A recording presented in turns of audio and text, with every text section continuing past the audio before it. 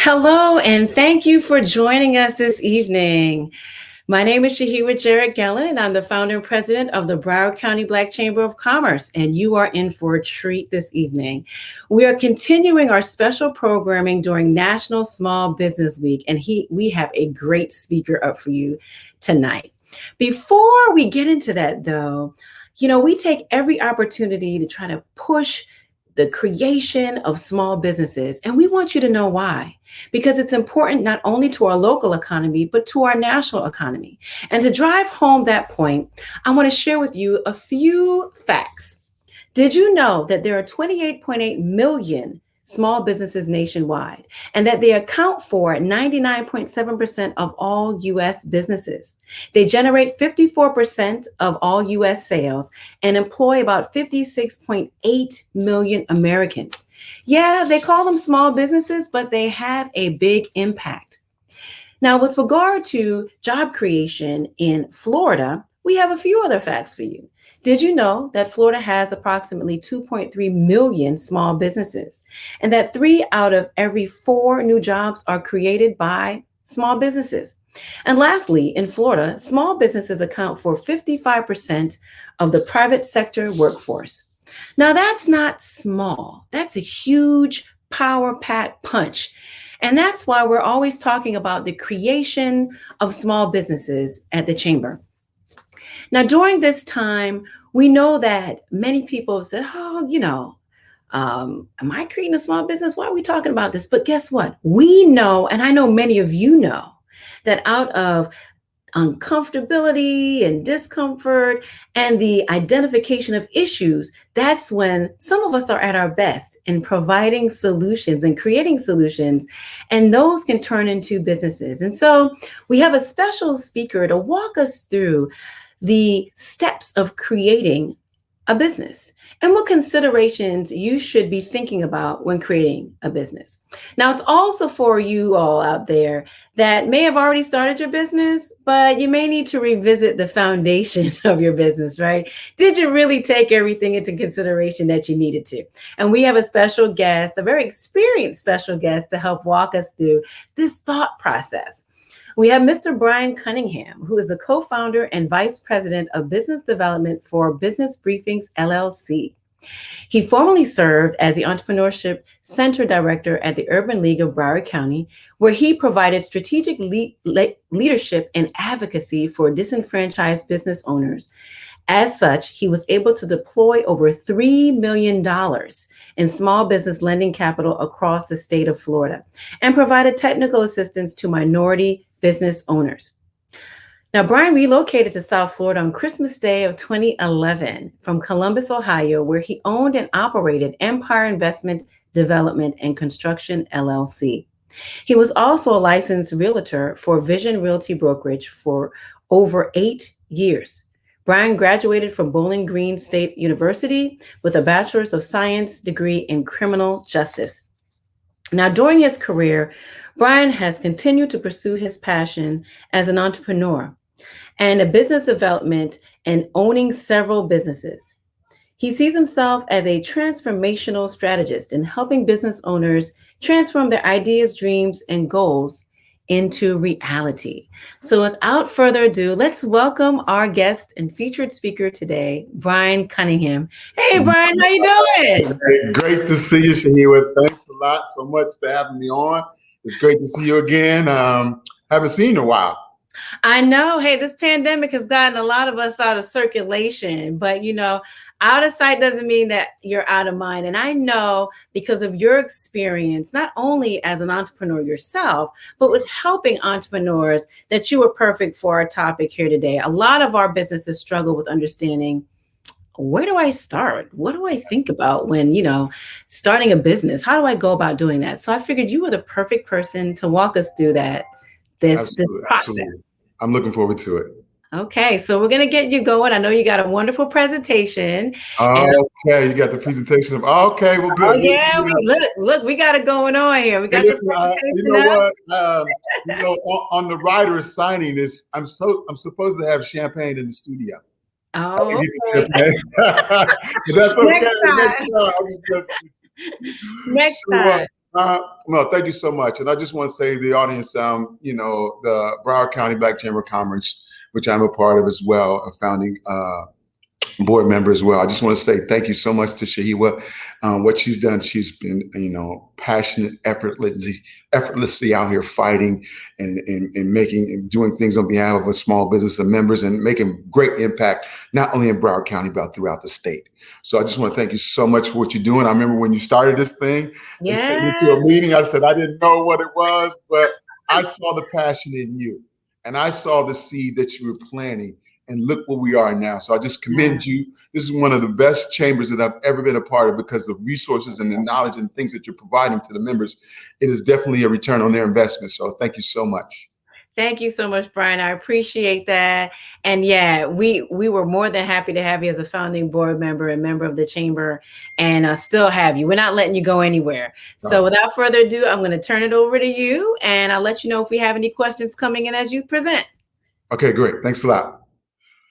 Well, here we are. Thanks a lot for having me out here. I just want to give you a few pointers about entrepreneurship, what it takes. And like she said, this may be for someone who's just starting, someone who's in an idea stage, or somebody that started a business. They may have their job. They may have one foot in, one foot out, or there's maybe someone that's been in the game for a little while. And sometimes they just need to go back and, rebuild the foundation and see where they are. So, this is going to be for everyone today. And I just want to have a conversation, a little fireside chat about what it takes to run a successful business. As she said, you saw from my bio, I've owned many businesses. And I think it went back to when I was a little kid. I remember I used to cut grass and shovel snow. But I remember one time I used to get allowance. Everybody got allowance, right? I think it was like 12 or 13. Had a date that evening. We were going to Ohio State Fair to see Earth, Wind, and Fire.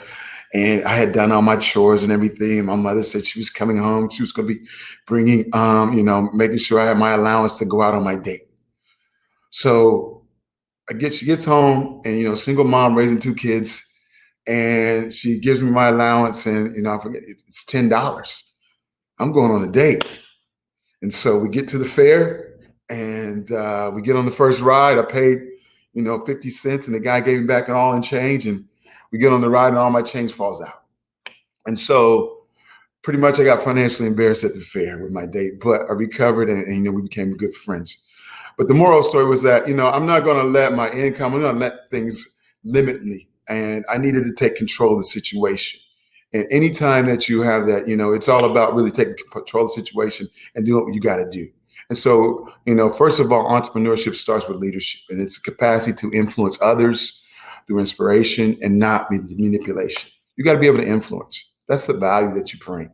Influencing to buy your product, influencing by, subscribe to your services, whatever it is. It's all about that. The other thing is about to generate a passion. What is your vision? What is it you want to do?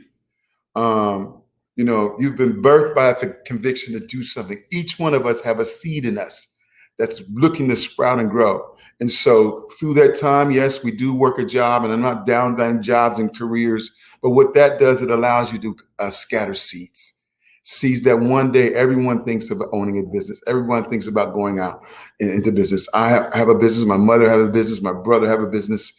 And so we've always been in the entrepreneurship world, basically as a part of survival and making ends meet. Next slide.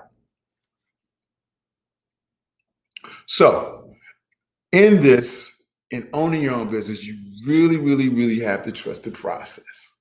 I mean, there are going to be times that you don't want to do it. There'll be times, it's like going to the gym. I'm one of those people that go at 5 a.m. And I have to process what I'm thinking that morning. And so I set that time aside, and every morning I don't want to get up. But I use that time to get in my head, because most entrepreneurs, there's so much going in their head. And I asked them, I said, what is it that you say when you talk to yourself? Are you talking negatively about yourself, about your business? Are you talking negatively about what's going on? Or are you trying to figure out a solution? Are you quiet about what you're doing? Are you diligently seeking the answers that you need to know? And trusting the process, I'm telling you, everybody is going to need to trust the process if you're going to be successful. And I'll give you a short story. I left my job last quarter at the end of the year, January January 1st was my first day as an entrepreneur.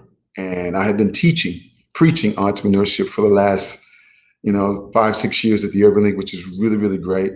And my goal ultimately was to come down here and really learn, understand the market, understand the people, and understand what's going on. And you reach a point to understand that you reach your goals at a particular place, and the skills and development things that you've been able to develop help you launch into the next phase.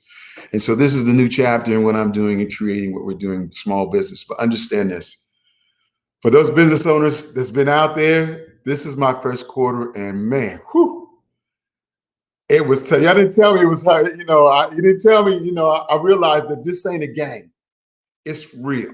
And so, I hit the ground thinking I was going to, build up all this business, loaded up my pipeline before I left, and boom, started. So we had the holidays, we had Martin Luther King, and the first quarter, it was declining. I was spending more money than I was making, but I didn't realize that I was putting into the business, growing into that business. And, things got a little tight, but I trusted the process. And I will tell you this, that every entrepreneur will one day, at least at some point in their business cycle or throughout their cycle, or is it every day, get on their knees and pray to their higher power about their business and how I'm going to make it. Because it's truly a faith walk. Now you can line up everything. I had contracts, everything was lined up. I had my projections. I knew they were going to fall, but it wasn't all on me. You put contracts out there, you put RFPs out there, and I hadn't spent the money before I made it, but I trusted the process that, hey, I'd done the work. And, so that first quarter, January, February, and all the way up until March 15th, it was really, really tough. I didn't know what to do, but the last 2 weeks of the first quarter, I ended up, in terms of what I brought home into my household, doubled what I was making at my job. And so I realized that I went back to the basics, did what I used to do, put a regimen in my schedule, and do the things that I needed to do as an entrepreneur. And so in the idea phase and startup phase, you want to be able to start formulating things. Do what it is that you can do. If it's just an hour a day, if you have an idea and you have a name, first thing I would do is go search that name. Look under somebiz.org, go to GoDaddy, and see if that URL is available somewhere and available. And if I were you, I would purchase that name on GoDaddy. All my businesses I had, the two businesses that I have right now, which is Business Briefings LLC and Florida Coast Service and Supply, I bought those URLs over 2 years ago. Didn't know what I was going to be doing, but that was my vision to start this. I thought, hey, that's a great name. Let me forget that. .net and .com and got all that stuff, and I just purchased it. And to the point that I was starting to work on what I needed to do. Leverage this time in time of a crisis to pivot and be creative. I mean, you've got some time if you're working at home, you've got time to yourself. If you are going into the office, block out some time in the morning, evening, whenever it is that you can, to just do something, one thing on your business every day. If you're in the idea stage, jotting out, getting out a journal, doing some research. Then my folks in the infancy stage, you're going up to 8 months, 18 months. Now you should be making some money. You should be, we're looking at your financials. And I'm going to tell you that between 18 months and 24 months, in my prior experience at the Urban League in Broward County, a lot of that capital was dealt out and worked with capital that was infused in small businesses during that time. So there's some basic things that you're going to need to do to be ready for capital. There's some things that you can do to say, well, I don't have the money. Broward County has some of the most resourceful small business opportunities, resources, funding, grants. I mean, there are a lot of things. And if you don't know, reach out to the chamber, get with Shahira, and she can give you a list. If you're not following the chamber right now, if you're not following them on social media, if you need to touch base with all the members, because she puts it out there and tells you what's going on. There's a grant out there for restaurants. There's a grant out there for movie theaters and museums right now, federal grant. There's the PPP out there. Even if you were a sole proprietor or you did some contracting last year, you should be able to look at it and see that maybe there's some opportunity there. There's some grants out there. There are pitch competitions that you can out there to really put into your business and small business as a new business that if you don't have anything, The Urban League has a couple of grant programs through the Family Success Center and their workforce and the housing division, where it's a matching grant that you save. I believe it's $1,000, and they match it with another few thousand to help you build your business and get it going, because there are some startup costs with that. And so you need to know what that looks like. For my folks that have been in business over a year, by now, if you had a SunBiz, you should have already done your annual report by May 1st for the state of Florida, because if you didn't, that's $400 fine that you're going to get. So put those things and know what you're doing in terms of as you organize your business, as you build the structure. For my folks that's in early growth stage from 2 to 5 years, at that point, you're figuring it out. Now you need to know, where it is to pivot. What do you need to do? How can I scale this business and understand how can we get better? Is it a franchise model? Are we opening up more stores, or are we adding another product? What are we doing? And looking at the market, forecasting it ahead. That's what entrepreneurs do. They look at the future. Managers look at the present. So we need to be able to balance that, manage what you have, but also looking into the future. For those companies that are scaling 5 to 10 years and you're growing, what does that look like? Are you taking equity share? Are you growing? Are you buying? Are you gaining assets in your business? Or are you just at a break-even point? So, you need to understand where it is. Is your business innovative? Do you have platforms and internal things, billing systems that you don't have to go out with a receipt? Can you take a P card from Broward County or any of these procurement places? Do you have those capabilities? I know everyone's got Cash App or Zelle, but is it tied to your business account? You need to be at any point of a transaction, you need to be able to get that. Is your PayPal, do you have on your business account? And so those are some things that you want to look at, because when it comes to a transaction, you're closing a deal, you need to be ready to handle that transaction. Next slide. Okay, and we talked about it. Plan your work, work your plan. They say if you didn't plan your work, then you plan to fail. So I want to understand what your why is. When I work with a client, I'm more of like your primary care physician. I'm going to get all your vitals. I'm going to take your blood work and look at your finances. We're going to look at everything. What do you have? And determine what point of the cycle of the business are you at? And what is the problem that you're trying to solve? I want to know, what is it? Is it a product? Is it a service? Is it both? And of course, looking at, I always ask the client, who's your customer? I talked to one lady the other, she said, everybody's my customer. I said, everybody. And we narrowed it down, and we found, a demographic, of all those people that are buying your product. What do they look like? Who are they? What's their interest? What's it? She said, well, we offer a variety of things, and it kind of reach everyone. I was like, oh, that's great. But narrow down, who is that customer that's coming in your door, online, ordering your product every time. And you want to be able to capture that information. And you want to find people that are like that are buying just like that person is, because there's more people that have that buying capability. And if you ever notice, is that artificial intelligence, lead capture, all that information. If I'm just talking somewhere, I'm talking about something, and I'm using my phone, or I look on my phone, and I may look up something on Facebook, or I'm looking at buying some black car service vehicles. I'm looking at buying some Sprinter vans and Escalades.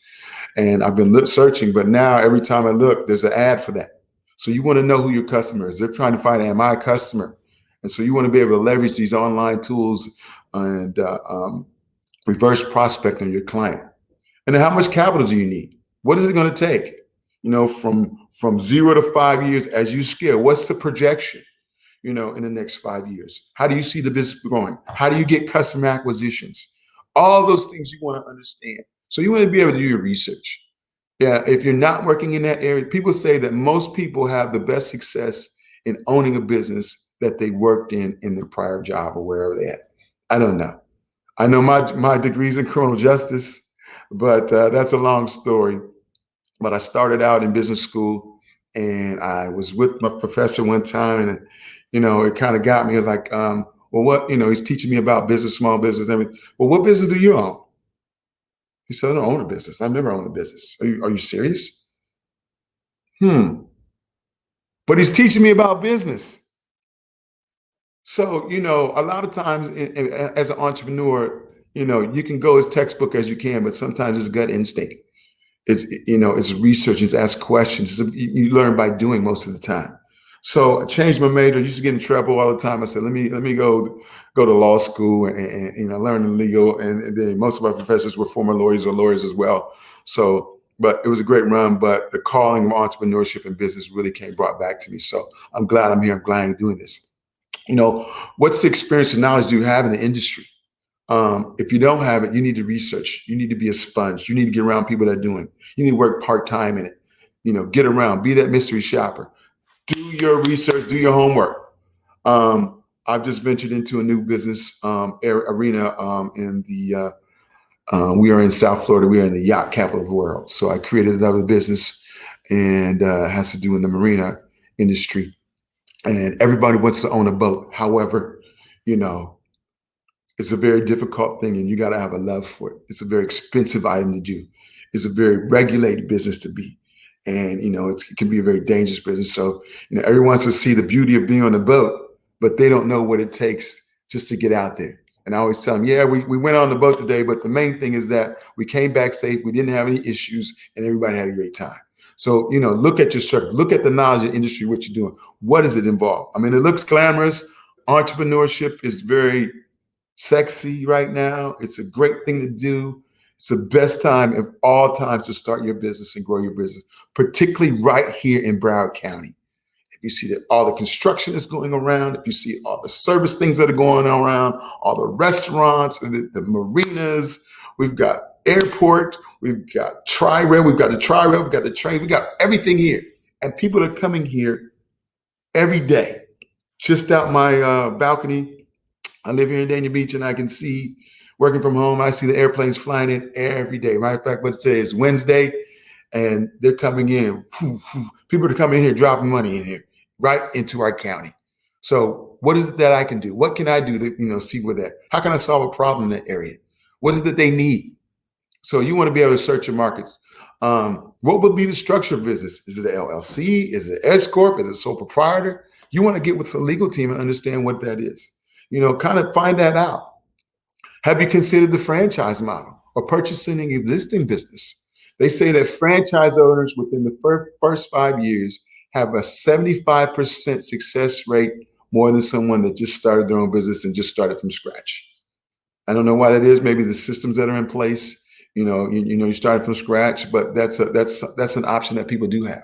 And you can buy franchises as little as $10,000. But understand it's not yours. You got to make that pie or you got to make them French fries exactly the way they do it until the franchise agreement, or buy an existing business. We had a situation in Durban where a lady had a daycare business, one of my favorite clients, and she wanted to get a loan and get her business. I said, you can't do that. You're too new. So we found a business, an elderly couple that was sunsetting and they wanted to get out. They wanted to sell. I said, go in there and work that business. Let's do a contract with them. Take management over. And she did. And she worked that business for a year, got everything in order, and leveraged that business's financials to be able to get a loan, secure a loan, and cash that business owner out. She gave him a down payment, was making payments and running on it. But that's how it is. You got to be creative and understand, to work your plan your work, and work your plan. Next slide. Okay. Here's my favorite slide.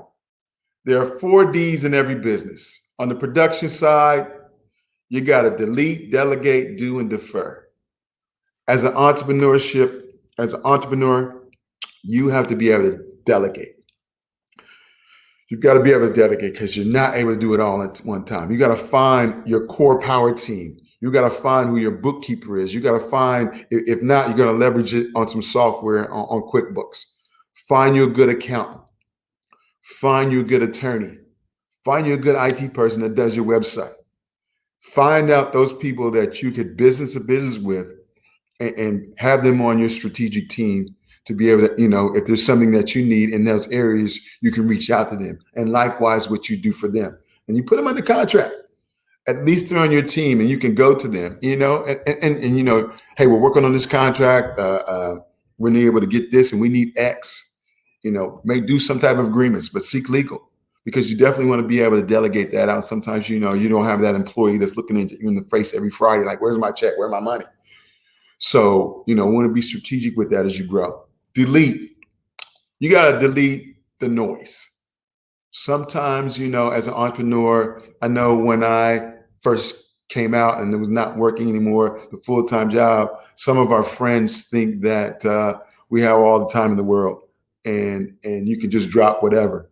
So no, I'm working. I'm at working. I have friends coming in town every weekend. Hey, we're in town. Hey, now I'm working. And so, you've got to take care of your business, because if you don't, your business won't take care of you. So you got to be able to delete some of that noise, put it on pause, defer some decisions, defer what you need to do in terms of making things happen. And then also, too, you got to take action. Do. Every day I have a to-do list. I write the 5 top things that on one side of the list, I say, Bryan will do today. It's what I will do for Bryan in his business today. And I call it my will list, because if I tell you I will do something, I'll do it. But if you say, I'm from Ohio, so if you say I'm fitna, if you say maybe or perhaps or whatever, if it leaves any doubt, it's not going to get done. So, it's like a girlfriend told me, I said, yeah, I'm coming over. I'll be over there, but later on, I might be over. She said it was a soft no. And so what will you do? What are the top 5 things that you will do for your business that day? And the things that you don't have a control over, you draw a line, say, Bryan will do this. And on things that you don't have any control over, that's on your mind, that you need to put it aside and don't worry about it. Those are the things that, for me, my God will do. Top 5. And I let him, whatever your higher power is, give it to them and let them work on it while you work on yours. And so that seems to help me out. And at the end of the day, what do I accomplish? I look at the top 5 things that I accomplished that day, and for my business and what I'm doing with my customers. And so that's a manageable thing inside of the meetings. The other 4 Ds, I would say I've probably gone through each one of these in some past capacity. Divorce, yes. Particularly if your spouse is your business partner, that's probably one of the big things in terms of a D in your business. A lot of business owners go through divorce. You've got to really have a strong marriage. And what I do like about he and her husband, that they gel together. They're in business together. They understand the mission, they understand the lane. And it's a beautiful thing when you've got 2 people working together. But if someone's not balanced in this team, on your team, and they don't understand what you're doing and they don't get it, sometimes it could cause some problems with you running your business. And so that could really set you back. I mean, I before I came down here, I went through divorce number 2. And I thought that my wife was going to be on board. I thought that, everything was growing and, hey, what we're doing, but that wasn't the case. And so, I understand. And that devastated my business. I couldn't do anything. I mean, my mind was a wreck, and that business, it was spiraling. No matter how bad I could work it or whatever. Departure. If you're leaving somewhere, if you're transferring somewhere, I had a situation where I had a snowplow business, and in the dead of winter, I decided to go out of the country for a week, because I felt I needed a vacation. I felt it's not going to snow. So I departed and I left my business in the hands of my workers. And don't you know, we had a big snowstorm. And so I had all the BPs in town. And I told my guys, I said, if it snows, hit my accounts first, and you can do hustle on the side. Well, they didn't do that. Use my fuel, use my trucks, everything. By the time I got back, I had lost the accounts. So you want to be careful when you depart from your business. You need to have systems in place. And can your business run without you, without being there? That's why I like tech businesses now and virtual business, what we're doing now moving forward. Disability. I had a construction business and I fell off a roof, broke my foot.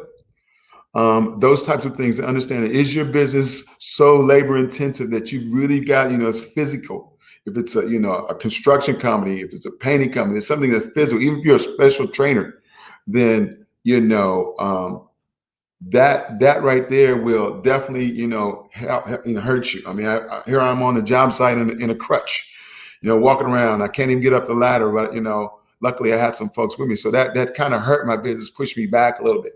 And then of course death. In my experience in working with small business, I had a client who was a caretaker of her dad. She's running a business that required her there 24/7, pretty much, in terms of what she had to do. But she was a caretaker of her father, and he had terminal ill cancer.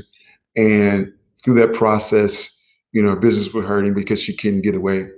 But at the same time, he passed away. And so she had a very, very difficult time bouncing back. It was very devastating. And to be able to go through grieving in the process of running your business can be very difficult.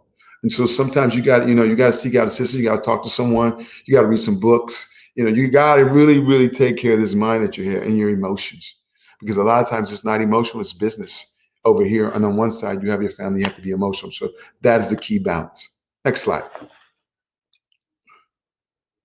Okay. It all starts with a business plan. And, probably this is your roadmap or a pitch deck. Right now, it's more of a pitch deck right now traditionally, but if you're seeking capital, if you're seeking, grant funding, if you're seeking something, the purpose of this is to really create something that's going to create a blueprint for your business. It's a guide. So whether you're a startup or you've been in this business for 10 years, you've got to go back and revisit that business plan, because I guarantee you that it's changed. And every day your business evolves. Every day your industry evolves. We're not doing things like we used to do. I mean, even the fact that I remember when I'm at a conference years ago and they said there'll come a day when everyone will have a handheld computer in their hand and it'll be more memory than what it was. And here we are in that day. I remember when they said that there'll come a day when online shopping will exceed traditional shopping in the mall at Christmas time. I'm going to the mall. But now look at where we at. Look at transportation industry. Look at distribution right now. I'm in a high-rise building and the Amazon trucks and UPS and FedEx trucks are coming in. Not like it used to be where everybody's going to the mall, although I still shop at the mall. But creating your business plan, it's going to help you, give you a guide. That's your roadmap. If you're going on a journey, you got to GPS it. You got to be able to write it down, know where you're going, and you want to plan. It's just like planning your vacation. It gives you a perspective of who your lenders are. If you're looking to one, you'll utilize it to gain capital, to get a loan, because in the loan package, the first thing they'll ask you is your business plan. Or if you're looking at investors, they're going to ask you what your business plan or a pitch deck. And what's the break-even point and where your projections are in terms of it's basically, it's a snapshot of your business. And you'll be, like I said, you'll be looking at that, revisiting that document time and time again throughout the process as you grow your business. Next slide. Strategy. This is the key thing, because everything is about strategy. Where you go, where you eat, what you do, it's a plan of action designed to achieve a particular goal. Every day you got to strategize. I'm an athlete. My son is a professional athlete. My kids are athletes, and it's all about strategy for the game. I know that I've got X coming this month. I've got to fill that board up. I've got to light the scoreboard up with contracts and opportunities and business growth, and fill that pipeline up with clients and be that person to help that client. So I want to strategize. Every client we sit down, we have a strategize, assessing the viability of your plan, seeing what's going on, what are the trends in the market right now, evaluating, your business model, evaluating where your customers are, understanding and then implementing the plan that you have. Strategy is always key. Strategy is, every day every moment is about strategy. Where you are, how you place yourself, and basically how you communicate your business. And be ready, be on the spot for someone to ask you about your business and what you do. I gave you that. I'm a business strategist. I like to see myself as a physician, as your primary physician. And what I do is I take all your vitals, I get an assessment where you are, and then we strategize where we need to be. If we need to go out for specialists to do the things that you do. And the goal is to understand where you want to be and help you become profitable. And at the end of the day, strategy, what is your exit strategy? What do you want to do? At the end of the day, you want to sell it, you want to build up, you want to sell it, you want to transfer it to your family. Are you going to scale it to a franchise model? What's the long-term goal? And so I want to ask you that too as well. Next slide. Your business plan, you got a cover page, on your capability statement, on your website. Think of a business plan as your website a lot of times, but it's not as detailed or a snapshot of it. So, of course, even on your website, you're going to have your business name, your business plan. I mean, what you do, about us, the services that we provide, who the key people are, the members in that. You have your business address, contact information, your web link. Oh, if you have your email, please have such and such at .com as opposed to Gmail. Use a Gmail as your backup. But I just want to say, purchase that URL, get you your Gmail. Get you your .net or whatever info at. Mine's at info at. But it's definitely a presence. And if you're a small fish swimming in the big pond, you got to look big. I know when I was on the host committee for the 2020 Super Bowl here in Miami, I was on the host committee working with small businesses and helping them get ready. And one thing the NFL Supplier Diversity Division looked at when they were vetting companies is that if they had a website, how was the website? Was it user friendly? Did it explain what they were doing? Was it updated? And the email, was it directly related to that? If there was a Gmail, they tossed it to the side. So you want to be able to have your business have that clean, fresh business look. And so, because they're going to Google it, they're going to Google your name, they're going to Google who you are. So you want to have all those things in place. I get an alert when people Google my name, so I understand what's going on. But at the same time, you want to have it at .com, .net, .whatever, so that they know that you're a legitimate business. And also include your logo. Find someone to design. If you need some help, that there are all kinds of services on an app called Fiverr. Whether it's some type of design, flyer design, logo design. With technology right now, there's all kinds of ways that you can kind of minimize your costs out the gate to look like a big business. Next slide. Business plan. Okay, so in looking with client businesses, you got to understand your business. An executive summary. It's a lot of detail, but if you can get through this, in your business plan, executive summary, basically that's the objectives, vision, and your mission statement. And it's a startup summary from 0 to now. What we're looking to do: gain market traction, identify the market that we're in, gain traction, and gain some market share. What is the company ownership and what's the location? Right now, you need to have an office space, at least some type of virtual office where you have a physical address. My business is in the heart, and strategically place your business there. Find somewhere. There's a lot of co-work spaces. My business happens to be in right down the street from the Urban League, right on Sistrunk in the Midtown building. I know a lot of you there, but I love being there. I'm in the heart of the community, and there are a lot of benefits of being there as well. So, strategically place your business in a hub zone, some type of foreign trade zone, if that's the case, and see what the benefits are in some of these cities out here with the CRA directors and the services that they provide. Location is key. And is it in a close proximity where you live, so that you can maybe jump out? Products and services. What's the product and service of your business? And what's the method of delivery?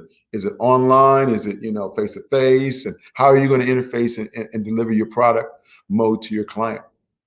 Looking at a market analysis, analyzing the market. What's the trends? What you just heard from Shahiwa, what's going on in trends of business in South Florida, in the state of Florida. But you want to look at, is your business a high growth industry business? Is it a technology business? Is it an agricultural business? Is it a construction business? Is it innovation business? I know we're working right now with some young ladies in the solar business. And I've just been researching with that, and wow, what a way to go. And so did you know in the next 5 to 10 years, there are going to be more charging stations around and more solar alternative energy. Even in the marine industry, there are going to be you'll see a lot of boats with solar panels on. And did you know that the tax credits that are available? So understanding, is your business innovative? What is your business trying to innovate and grow? What is the problem it's trying to solve? And then, okay, who's your competitor? There's a way to find that out. Who are your competitors? Who you going up against? And what is the differentiator between you and them? What's the product you're serving? What makes you stand out with? And what value are you bringing to the market in terms of your customers? Those are the things you want to answer. I'll give you some of those slides. Shahid, we want to make these available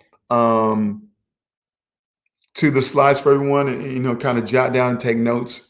Also, to the company's competitive edge. What is your edge? I like to say my edge is just basically understanding is that I don't make the business, but like 3M, we help it get better. We help it grow. We help it get capital. We help it enhance. We help them get contracts. We help them be better. And so what is your competitive edge in what you do? And then what's your marketing strategy?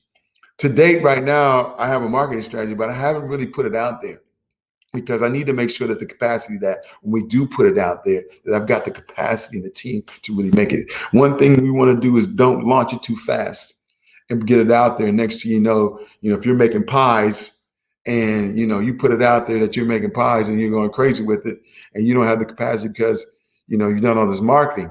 So before you do the marketing, you got to build the capacity internal. Worst thing you want to do is run out of pies. And people go somewhere else to find the pies or whatever it is, crab legs or whatever. Management summary. Who's the key people, and what's their history? Do they have a management degree? Do they have a business degree? Do they have an expertise? Or are you just putting your friends on your management team? Even if you're a nonprofit, you want to make sure your board structure is that these board people are bringing things to the table, time, talent, and treasure, because a .org is still a business, right?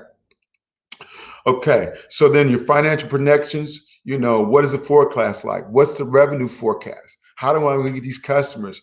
If I make this widget for 50 cents and I'm going to sell it at $1, and all what it takes to make that, to make that dollar, I've got to look at that forecast at the end of the day, having the profit and loss statement, looking at the cash flow projections.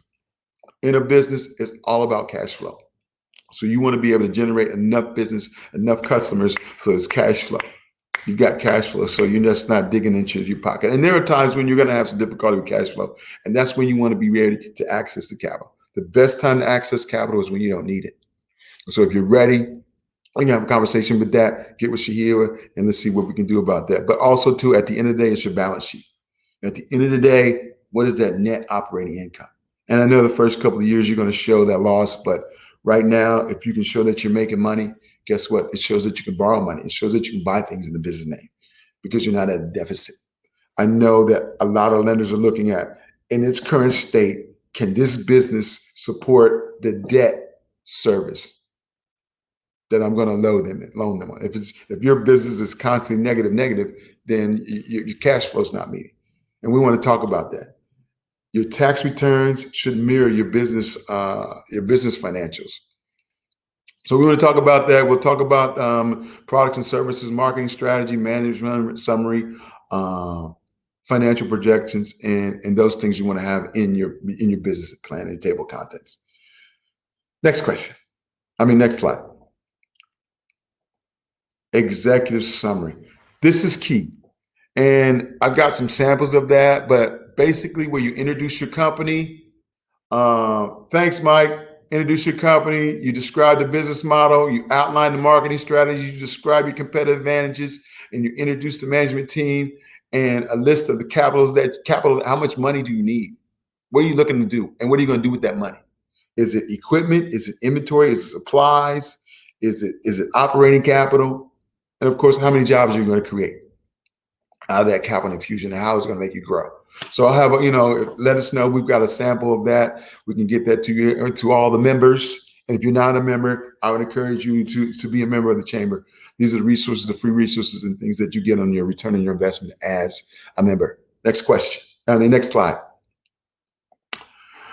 There's some other things about how to write your executive summary, the proposal, and what you're doing. And basically, in your words, you're going to replace it. It's not I, me, what I will do. It's about we. It's about the company.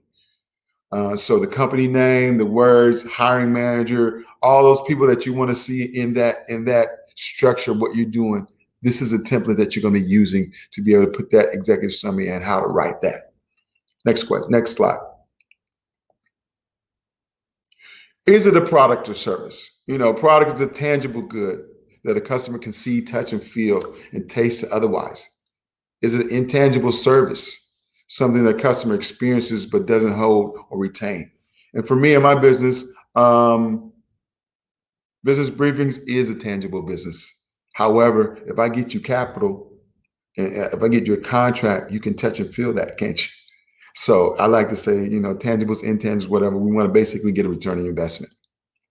In the yacht business, what I do is a service, but they can see the boat, they can be on the boat, they can touch the field, they can experience what it feels like to be on the water. And so I like to, have both, the best of both worlds. And so for me, I can do business during the week through my business consult and meet with the client while I'm doing my other business on the vessel. So what better way? And this is the way I like to have fun and do work as well. So writing a description of your product, service, be short to the point, using this opportunity to highlight what you offer. It's a great thing. And here are some things that, some examples. We've supported over 4,500 customers across the globe to save over $5 billion in lost revenue. Wow. That sounds like a resume, doesn't it? With over 30 years in business, we understand your needs. Wow. 30 years, that's showing experience. That's highlighting, hey, I already know what you need.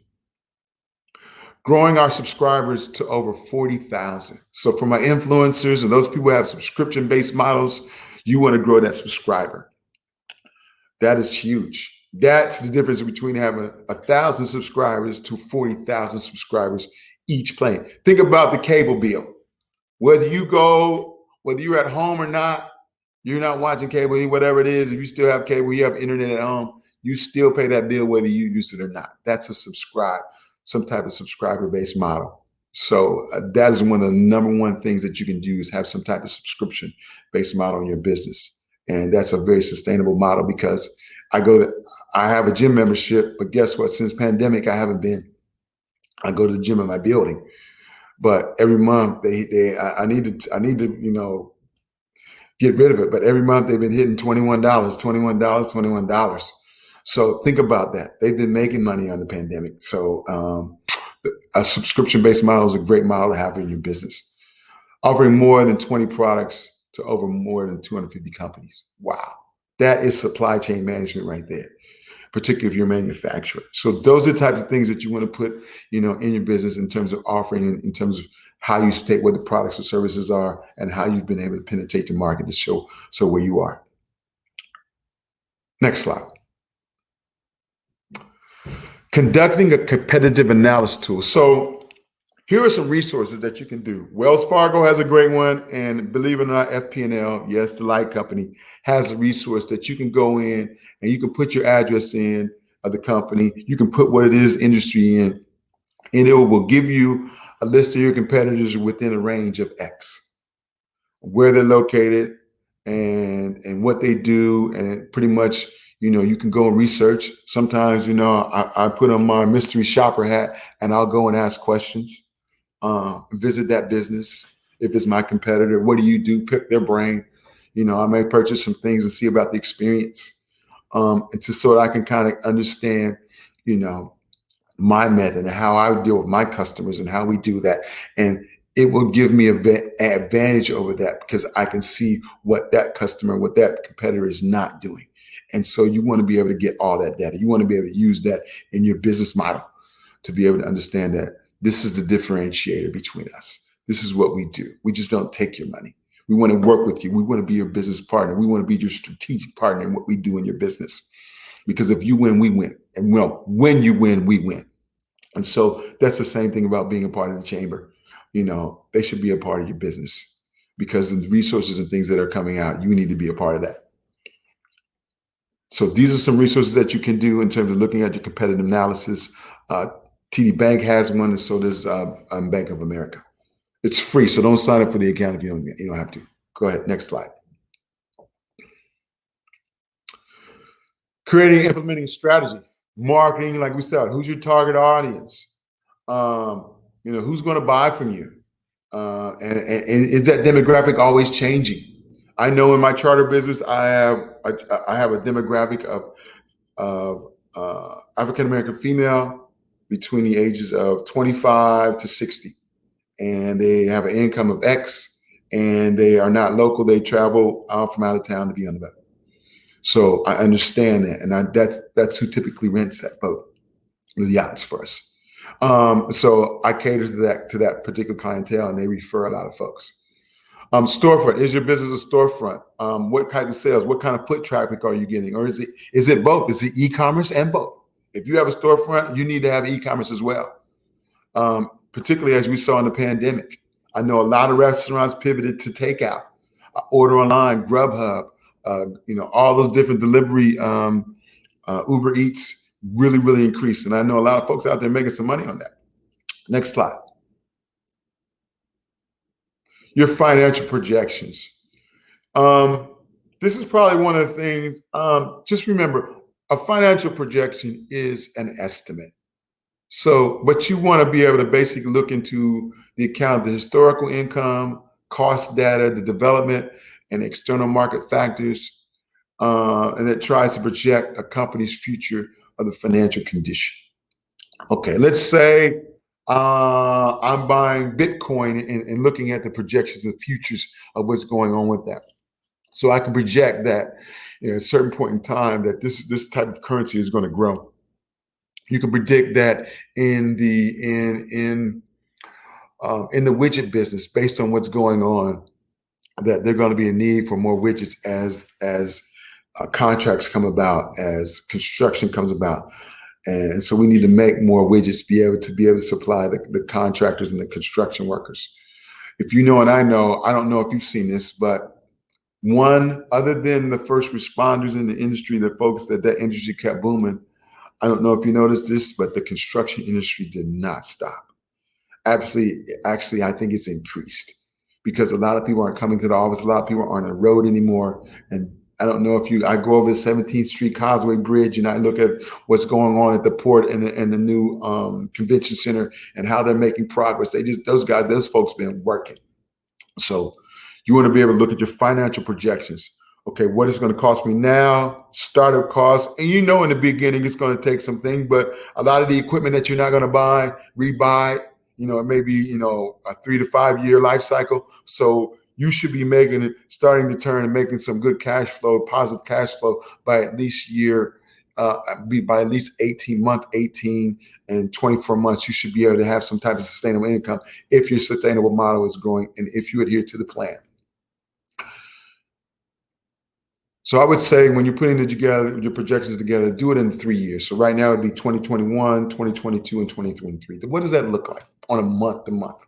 And then break that out by year. Next slide. And I think that's it. I think we have some time for questions. We kind of went into detail, but I'm Bryan Cunningham. I'm Vice President of Business Briefings, LLC. Info at businessbriefings.net. And of course, it's www.businessbriefings.net. And we are located, as you see, 1033 Northwest 6th Street, Suite 201B, Fort Lauderdale, Florida, 33311. And the number is 305-707-1131. Love to hear you. Is there any questions? Can we take any questions this time, Shaywa?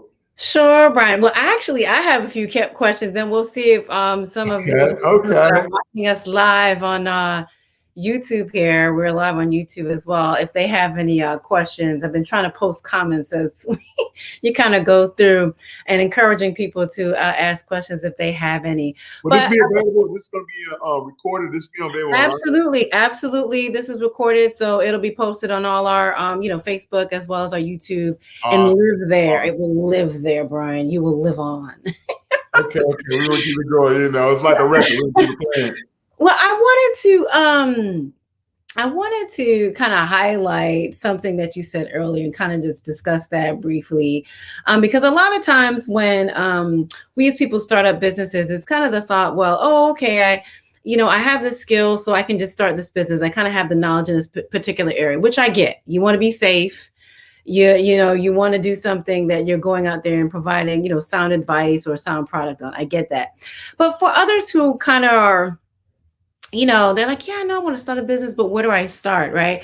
I like the fact that you talked about doing the research and looking at some of the industries that our county and our state are looking at and actually investing in. You mentioned the marine industry, and look at you hopped in that industry, which the state and the county are looking to encourage people to do manufacturing, space, as well as agriculture. We got this new industry that's developing in Florida with cannabis and hemp. And so I just wanted you to talk a little bit about the importance of doing that research, in case you don't have that particular skill, you just know you want to go into business, to find out what is actually going on in a particular industry before you kind of just leap.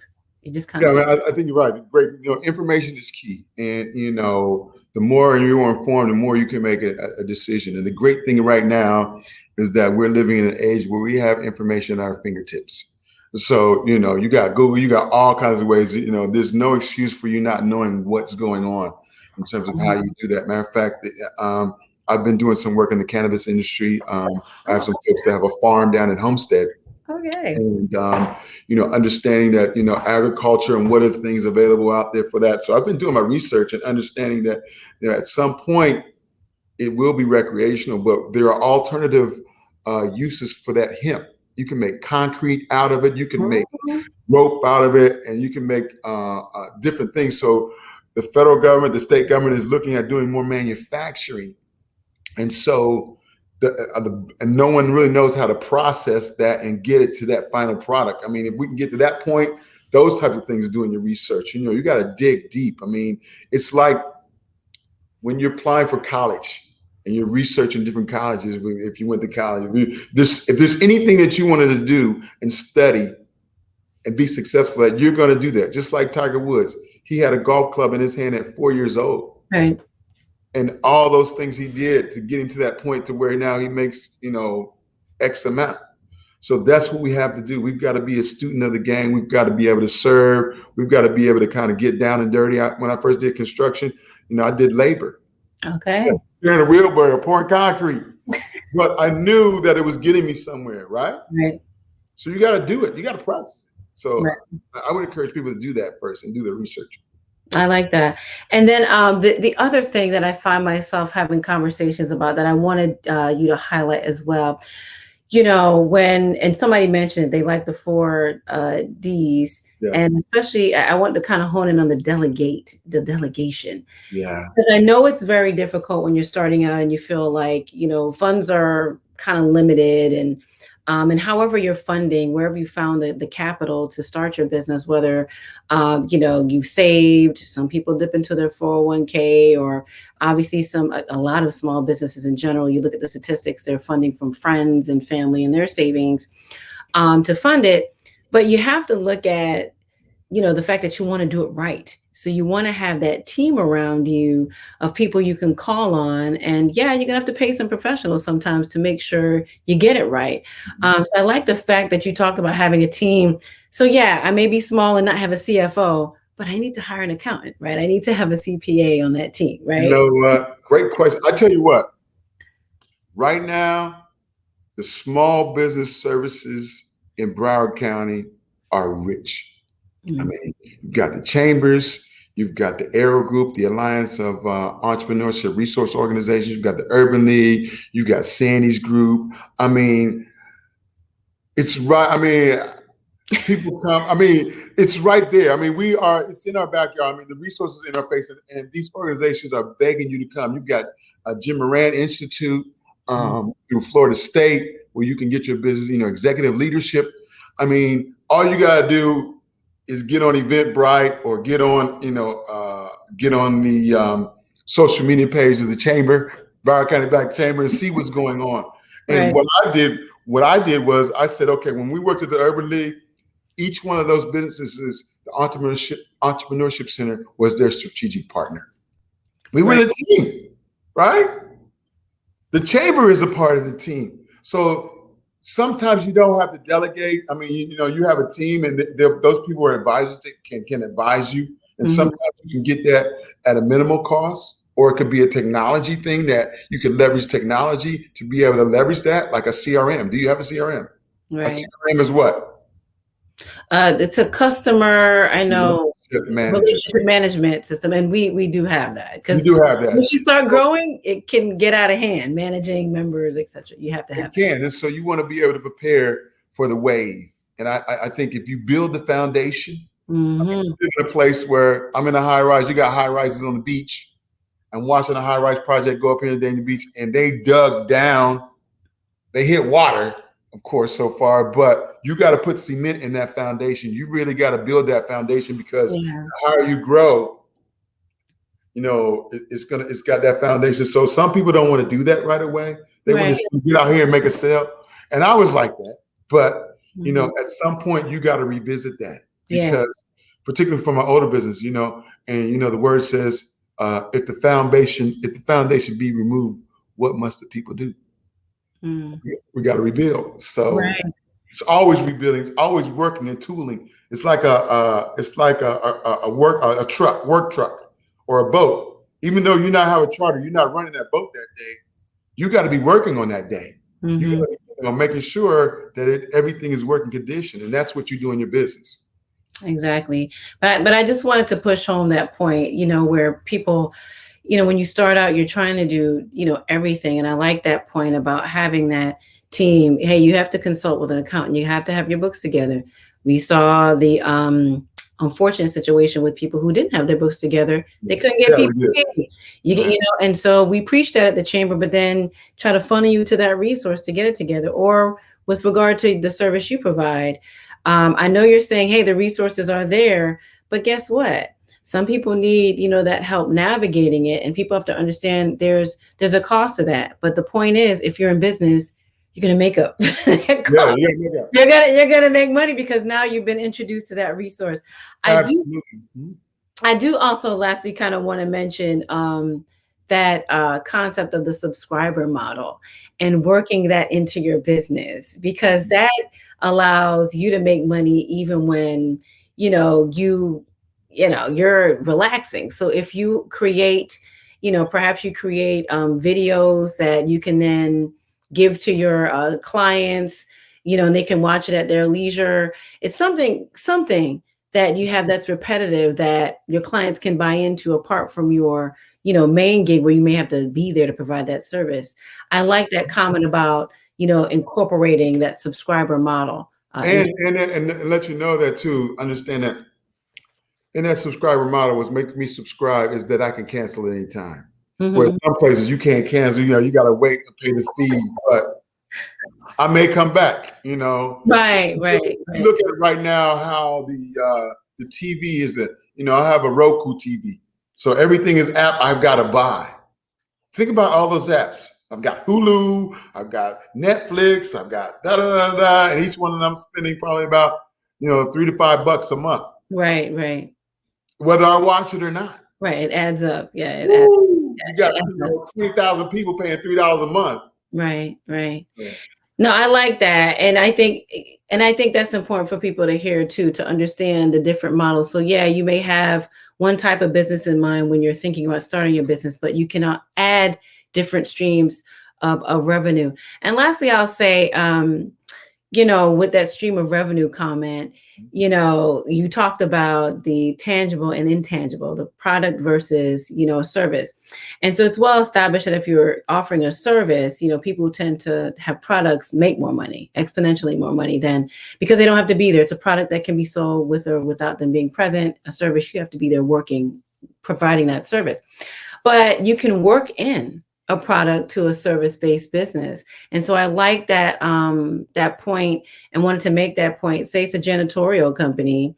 Yeah, it's a service. You have to get out there. The office buildings have to be cleaned, or you're cleaning a home or what have you. But you can also work in a product and sell a cleaning product or sell something else where people can actually have it in their home and be left behind. So as you're starting to think about for our topic here, the business basics and thinking about your business, understand that you may start in one place, but as you build out that business plan that you talked about, think about the different streams of income that you can have. And sometimes you just need a business coach like Bryan. So, No, you're that's right. just what it is. Yeah. I mean, Sometimes. I pay for a personal trainer. And so my trainer comes in and works me out here at my gym. I mean, I pay, you pay for different things and you want to get value. So it's worth it sometimes, to put that investment in you and what you're doing, because you're going to get an ROI. I say, give me 30 days, give me 6 months to show you what we can do to get an ROI, return on your investment, whether it's a grant, whether it's a loan, whether it's a contract. And I think being a part of the chamber here, I think I think the customers are there doing that. I mean, we did the first round of PPP. Called you up. I said, hey, Yep. I think you called me up. You was like, so here. She was like, hey, Bryan, anybody doing PPP? And I said, yeah. And you opened up the floodgates. Yeah. Yeah. And, we were able to help those folks. And now we want to help them get it forgiven. Or if they haven't got that second round, you still got time. It's at the end of the month or before it runs out. So, but be careful of these predatory folks out here with small businesses. I mean, a lot of people spend money. Even, what is it? The biggest one is I run a website and I'm dealing with somebody in India. So I know you have a whole list of clients, of members, and somehow that needs to be known to folks that are starting up, because some of these businesses can help them or whatever it is. I don't know, but I like the dialogue. I like your workshop series. So no, I like that. No, thank you, Bryan, for reminding me about that. We do have our directory. It's online. So okay. this goes to your point, Bryan, that the resources are there to help you. And we have our directory, which has an abundance of resources, the accountants, people like you who can help people walk them through the process. Because for someone who hasn't gone to sunbiz.org to go ahead and incorporate, that can be confusing. They may not understand what it means to incorporate in the articles of incorporation.